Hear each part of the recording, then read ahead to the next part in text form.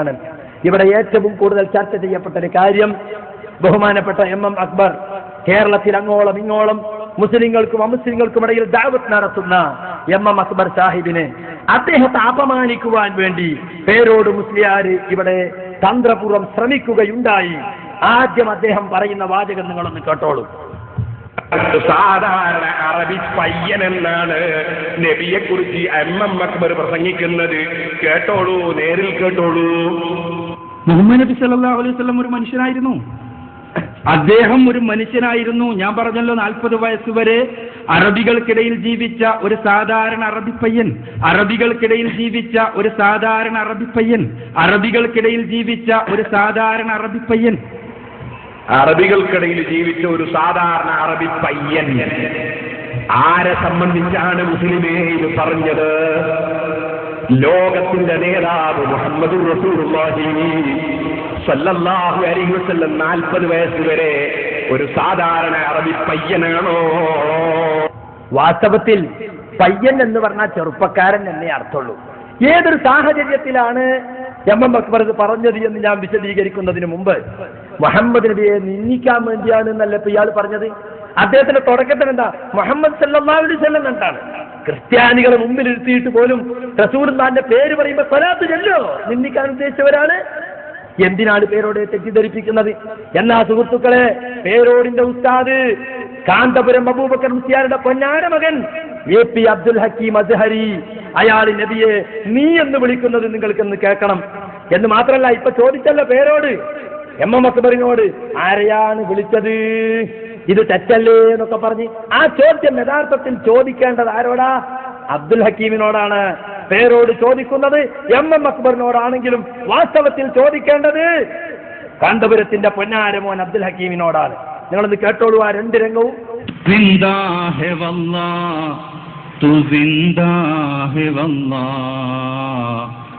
मेरे चश्मे आलम से छुप जाने वाले ഓ റസൂൽ, അങ്ങ് ജീവിച്ചിരിപ്പുണ്ട്, നീ ജീവിച്ചിരിപ്പുണ്ട്. കേട്ടില്ലേ? പുത്തൻവാദികളായ ആളുകൾ മുഹമ്മദ് നബി അപമാനിക്കുകയാണ്. ഇനി നിങ്ങൾ അപമാനിക്കുന്ന ശബ്ദം ഒന്ന് കേട്ടോളൂ. മലയാളത്തിന് അതിനർത്ഥം പറഞ്ഞാൽ ഒരുപക്ഷെ നാം കോപിക്കും. നീ ജീവിച്ചിരിപ്പുണ്ട്, നീ ജീവിച്ചിരിപ്പുണ്ട്. പുത്തൻവാദികൾ മുഹമ്മദ് നബി അപമാനിക്കുകയാണെന്ന് മുജാഹിദിന്റെ നേതാവ് പറഞ്ഞത് ശരിയല്ലേ? മേരെ ചശ്മ ആലം സേ ഛുപ് ജാനെ വാലേ ഓ റസൂൽ, അങ്ങ് ജീവിച്ചിരിപ്പുണ്ട്, നീ ജീവിച്ചിരിപ്പുണ്ട്. മലയാളത്തിന് അതിനർത്ഥം പറഞ്ഞാൽ ഒരുപക്ഷെ നാം കോപിക്കും. നീ ജീവിച്ചിരിപ്പുണ്ട്, നീ ജീവിച്ചിരിപ്പുണ്ട്. ആരെ സംബന്ധിച്ചാണ് മുസ്ലിമേ ഇത് പറഞ്ഞത്? ഈ വിശ്വാസത്തോടെ ജീവിച്ച് മരിക്കാം മുസ്ലിമകൾ മരിക്കാമോ? ഈമാനോടെ മരിക്കാമോ? നെഞ്ഞത്ത് കൈവച്ചൊന്ന് ചിന്തിക്കൂ. ഓ റസൂൽ, അങ്ങ് ജീവിച്ചിരിപ്പുണ്ട്, നീ ജീവിച്ചിരിപ്പുണ്ട്. മലയാളത്തിന് അതിനർത്ഥം പറഞ്ഞാൽ ഒരുപക്ഷെ നാം കോപിക്കും. നീ ജീവിച്ചിരിപ്പുണ്ട്, നീ ജീവിച്ചിരിപ്പുണ്ട്. ഒരു മനുഷ്യൻ കുരുത്തം കെട്ടാൽ അതിനൊരു പരിധിയില്ലേ? അവസാനം ഈമാനില്ലാതെ ചത്തുപോകണ്ട, കാഫിറായി ചത്തുപോകണ്ട. ആരോടാ പറയുന്നത്?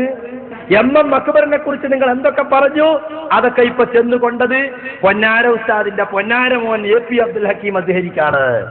റസൂലുള്ളാഹിനെ നീ നീ എന്ന് പറയാം. മലയാളത്തിൽ അർത്ഥം പറഞ്ഞ ആളുകൾ കോപിക്കും.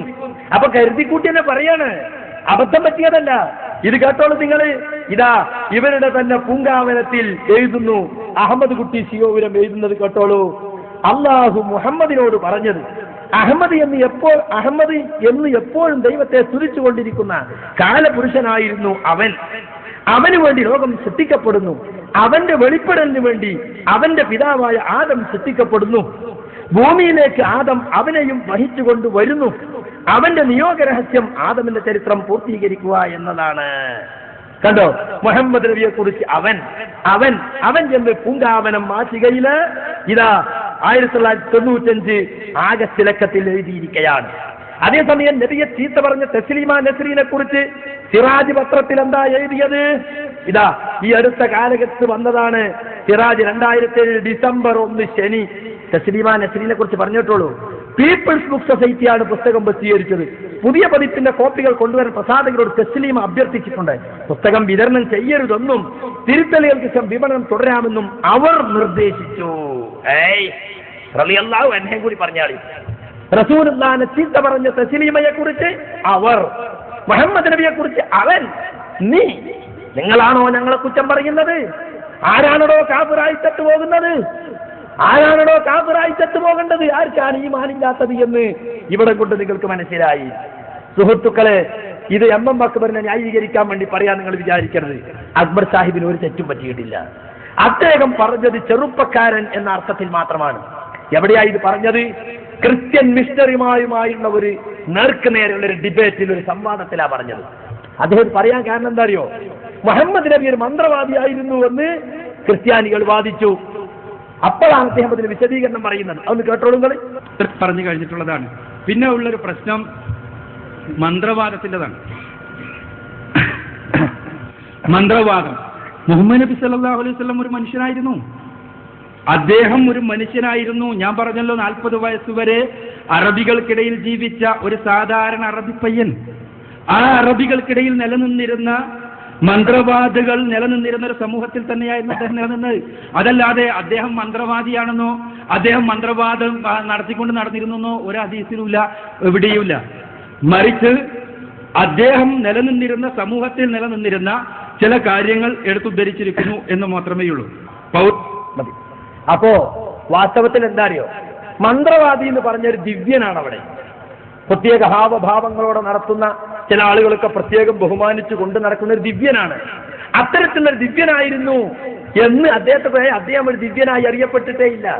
അറബികൾക്കിടയിൽ ഒരു സാധാരണ ചെറുപ്പക്കാരനെ പോലെയാണ് അദ്ദേഹം അറിയപ്പെട്ടത് എന്ന് തെളിയിക്കാൻ ക്രിസ്ത്യാനികൾക്ക് മറുപടി കൊടുക്കുകയാണ് വാസ്തവത്തിൽ.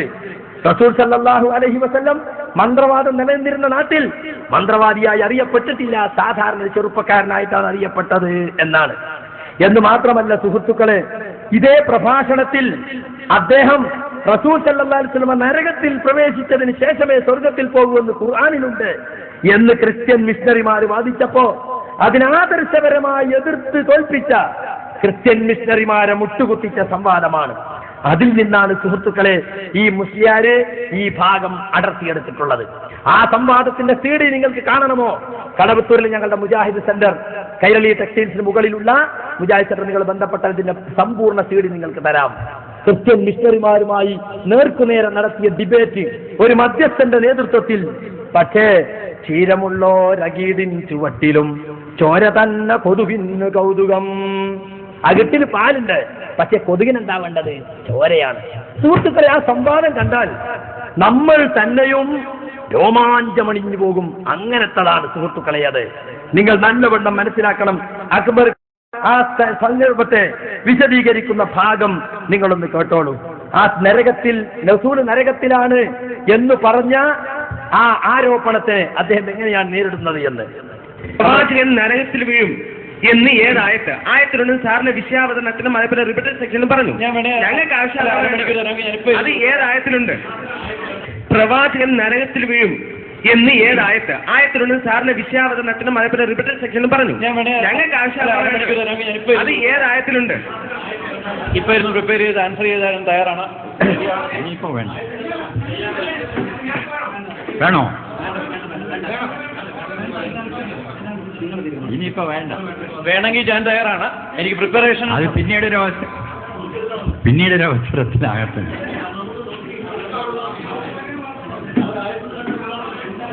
നല്ലവണ്ണം ശ്രദ്ധിക്കണം. ക്രിസ്ത്യൻ മിഷണറിമാർക്ക് തെളിയിക്കാൻ സാധിക്കുന്നില്ല. ബഹുമാനായ തോട്ടരാജശേഖർ സാർ ഇവിടെ ഉണ്ട്. എൻ്റെ പ്രിയപ്പെട്ട സുഹൃത്തുക്കൾ തീർച്ചയായും ഈ തിരക്കിൻ്റെ ഇടയിൽ ചിലപ്പോൾ തിരഞ്ഞാലൊന്നും കണ്ടെന്ന് വരില്ല.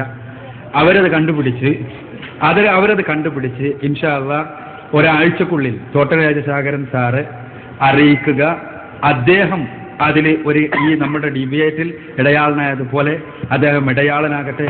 ഇൻഷാ അല്ലാഹ് അദ്ദേഹത്തിന്റെ ആ കാര്യത്തിലുള്ള പ്രസ്താവന നിച്ചോ ട്രൂത്തിന്റെ പ്രസിദ്ധീകരണമായ സ്നേഹ സംവാദത്തിൽ നമ്മൾ പ്രസിദ്ധീകരിക്കുന്നതാണ്. ഇല്ല, തെരയണ്ട, സത്യം. ഇല്ല, ഖുർആനിലില്ല. ഞാൻ പറഞ്ഞല്ലോ ജോബ് അല്ല, അങ്ങനെ അങ്ങ് പറഞ്ഞ് കൺക്ലൂഡ് ചെയ്യാതെ ഞാൻ പറഞ്ഞല്ലേ ഇതിനകത്ത് എഴുതിയിട്ടുണ്ട്. ആയിക്കോട്ടെ, ഞാൻ ഇതിനകത്ത് പറഞ്ഞിട്ടുള്ളതല്ലേ ഇതിനകത്തുണ്ട്. ആ സാധനങ്ങളെല്ലാം ഖുർആനിൽ നോക്കി എഴുതിയതാണ്. അതിനകത്ത് വചനം എടുത്തോളൂ, അങ്ങനെ യാതൊരു പ്രശ്നമല്ല. നെറ്റിന്റെ പ്രവർത്തകർ